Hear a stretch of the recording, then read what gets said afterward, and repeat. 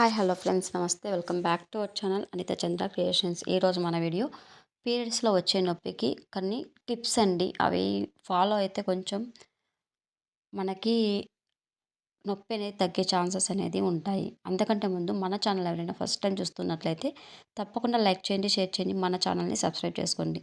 ఇక వీడియోలోకి వచ్చినట్లయితే పీరియడ్స్ వచ్చే ముందు మనకి కొన్ని కడుపు నొప్పి అయితే వస్తూ ఉంటుంది.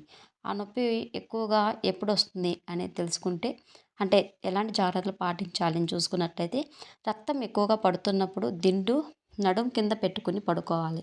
రక్తం ఎక్కువగా పడుతుంది కదా, అప్పుడు మన దిండులాగా పిల్లో అనేది నడుము కింద పెట్టి పడుకుంటే అప్పుడు మనకి రక్తస్రావం అనేది తగ్గే ఛాన్సెస్ అనేవి ఎక్కువగా ఉంటాయండి. ఓకేనా.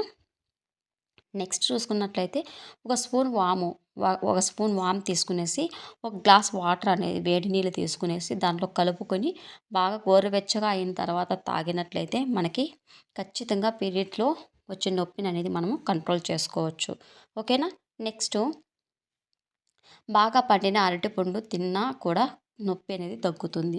బాగా పండింటుంది కదా అరటిపండు, ఆ అరటిపండు తిన్నప్పుడు కూడా మనకి ఈ పీరియడ్స్లో వచ్చే నొప్పినని మనం కంట్రోల్ చేసుకోవచ్చు. ఓకేనా.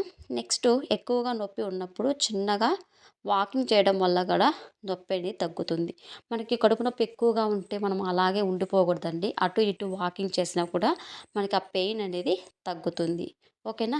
ఈ విధంగా ఈ చిట్కాలన్నీ పాటించండి. అంటే నేను ఫాలో అయ్యాను, ఖచ్చితంగా పెయిన్ అయితే తగ్గుతుంది. ఇది కూడా మీరు పాటించండి. ఒకవేళ తగ్గినట్లయితే కమెంట్ చేయండి.